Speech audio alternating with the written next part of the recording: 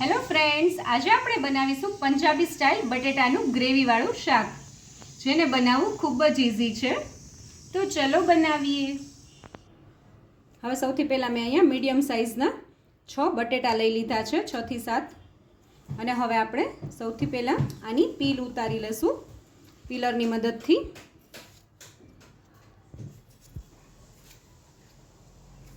હવે આપણે બધાની છાલ ઉતારી લીધી છે. હવે આપણે આના કટ કરી લેશું. આપણે બહુ નાના નાના કટકા નથી કરવાના, આવી રીતે થોડા મોટા જ રાખવાના છે. અને આપણે આ જ રીતે બધા બટેટાને કટ કરી લેશું.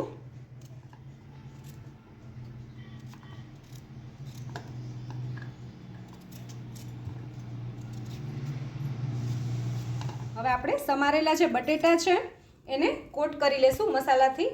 કેમ કે ઘણીવાર એવું થાય છે કે તમે આવી રીતે બટેટાનું શાક બનાવતા હોય તો બટેટા કોરા લાગે અને મસાલો છૂટો પડતો હોય એવું લાગતું હોય છે. અને મેં અત્યારે હાફ ટીસ્પૂન જેટલું આમાં મરચું નાખ્યું છે, હાફ ટીસ્પૂન જેટલી હળદર એડ કરી છે અને હાફ ટીસ્પૂન જેટલું ધાણા જીરું એડ કર્યું છે.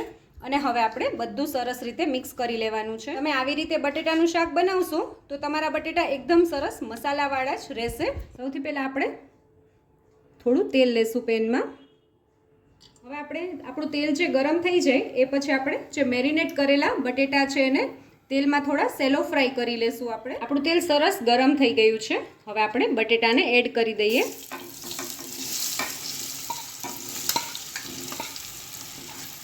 અને હવે આપણે બટેટાને 7 થી 8 મિનિટ સુધી આવી જ રીતે આમાં ફ્રાય થવા દેશું. અને આપણે થોડી થોડી વારે હલાવતા જવાનું છે.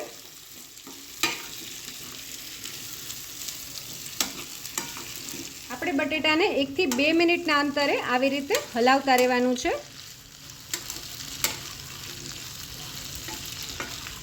5 થી 6 મિનિટ જેવો સમય થઈ ગયો છે. તમે જોઈ શકો છો આપણા જે બટેટા છે એ સરસ થોડા થોડા ચડી ગયા છે. હું તમને એક બટેટું બતાવું તો તમે જોઈ શકો છો આવી રીતે આપણે ચમચાને માર્યું તો બટેટું સરસ રીતે કટ થઈ ગયું છે.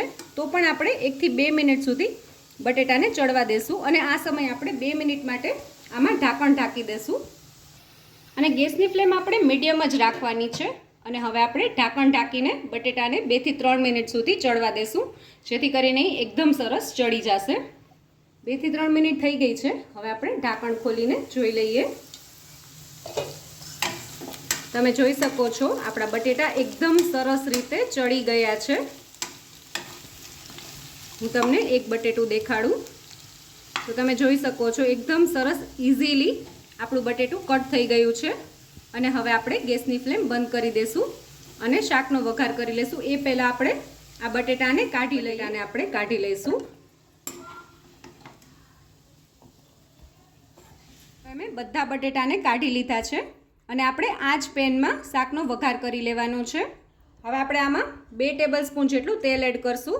આમાં ઓલરેડી 1 ટેબલસ્પૂન જેટલું તેલ છે જ.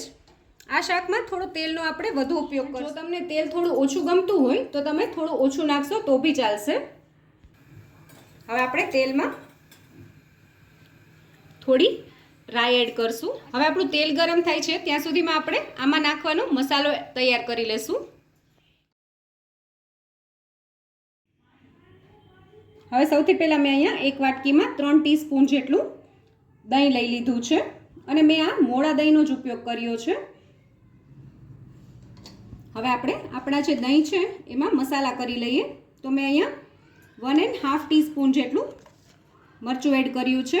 તીખાશ તમે તમારા ટેસ્ટને અકોર્ડિંગ પ્લસ માઇનસ કરી શકો છો.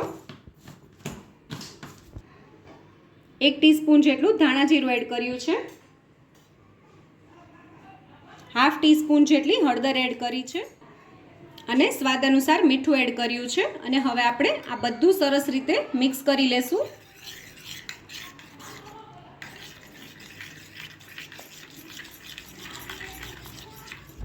હવે આપણું તેલ સરસ ગરમ થઈ ગયું છે. આપણે આમાં હાફ ટીસ્પૂન જેટલું જીરું એડ કરશું. અને જીરાની સાથે જ આપણે એક તમાલપત્ર, લીમડાના પાન, એક લાલ મરચું, 2 લવિંગ, તજનો ટુકડો, એક કાળી ઇલાયચી અને 2 લીલી ઇલાયચી એડ કરી દઈશું. અને આની સાથે જ આપણે થોડી હિંગ બી એડ કરી દઈશું. અને હવે આપણે 2 ઝીણી સમારેલી ડુંગળીને એડ કરી દઈશું. ડુંગળીની સાથે જ આપણે આદુ અને લસણની પેસ્ટ બી એડ કરી દઈશું. આ મેં અત્યારે 1 ટીસ્પૂન જેટલું લીધું છે. હવે બધું સરસ રીતે મિક્સ કરી લેશું. તમે જો ડુંગળીને લસણ ના ખાતા હોય તો તમે એ સ્કીપ કરી શકો છો. હવે આપણી ડુંગળી સરસ ટ્રાન્સપરન્ટ થઈ જાય ત્યાં સુધી આપણે આને સાતળી લેશું. ડુંગળી અને લસણની સાથે જ આપણે થોડું સમારેલું મરચું બી એડ કરી દઈશું. અત્યારે મેં 1 મરચું લીધું છે અને એને ઝીણું સમારી લીધું છે. તમે જોઈ શકો છો આપણી ડુંગળી સરસ ટ્રાન્સપરન્ટ થઈ ગઈ છે. ટમેટાની પ્યુરીને એડ કરી દીધી છે અને હવે આપણે એને 1 થી 2 મિનિટ સુધી સરસ ચડવા દેશું, જેથી કરીને ટમેટાની પ્યુરીનો જે કાચો ટેસ્ટ હોય એ વયો જાય. તમે જોઈ શકો છો આપણી ટમેટાની પ્યુરી એકદમ સરસ રીતે મસાલાની સાથે ચડી ગઈ છે અને એમાંથી તેલ બી છૂટું પડવા માંડ્યું છે. અને હવે આપણે આ સમયે જે દહીંવાળું પેસ્ટ બનાવી હતી એ એડ કરી દઈશું.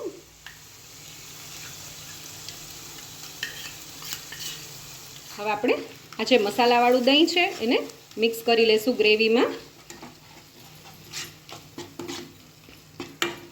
અને આપણે આમાં ટમેટા બી નાખ્યા છે અને દહીંની ગ્રેવી પણ કરી છે થોડી, તો આપણે આ સમયે થોડી ખાંડ બી એડ કરી દઈશું. આપણે આમાં 1/2 ટીસ્પૂન જેટલી જ ખાંડ એડ કરવાની છે, વધુ ખાંડ નથી એડ કરવાની. ખાંડ એડ કરવાથી આપણા જે ગ્રેવી છે એનો ટેસ્ટ એકદમ બેલેન્સ થઈ જાય. 1 થી 2 મિનિટ જેવો સમય થઈ ગયો છે અને તમે જોઈ શકો છો આપણા શાકમાંથી સરસ તેલ છૂટું પડવા માંડ્યું છે ગ્રેવીમાંથી. અને હવે આપણે આ સમયે આપણે જે બટેટાને ફ્રાય કરીને રાખ્યા હતા એ એડ કરી દઈશું.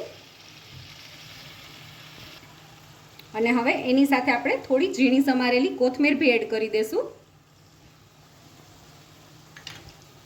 થોડી કસૂરી મેથી 1 ટીસ્પૂન જેટલી, 1 ટીસ્પૂન જેટલો ગરમ મસાલો એડ કરશું અને 1/2 ટીસ્પૂન જેટલો આપણે કિચન કિંગ મસાલો એડ કરશું.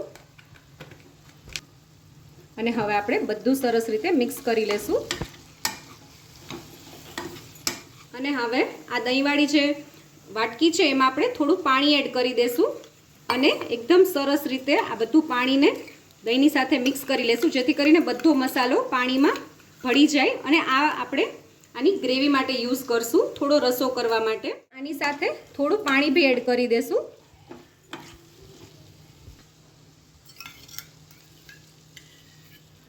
મેં અત્યારે ટોટલ અડધા કપ જેટલું પાણી એડ કર્યું છે અને હવે આપણે બધું સરસ રીતે મિક્સ કરી લેવાનું છે.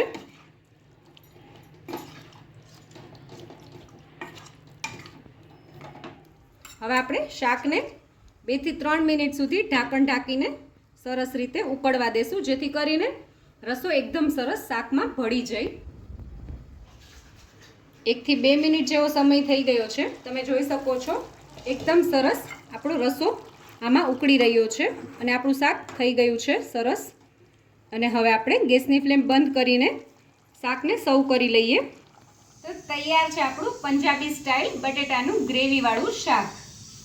જો તમને મારો આ વિડીયો ગમ્યો હોય તો મારા વિડીયોને લાઈક કરજો, શેર કરજો અને મારી ચેનલ કુકિંગ વિથ ઉમા પુરોહિતને સબસ્ક્રાઈબ કરજો, જેથી કરીને આવા નવા વિડીયો હું તમારી સાથે શેર કરી શકું.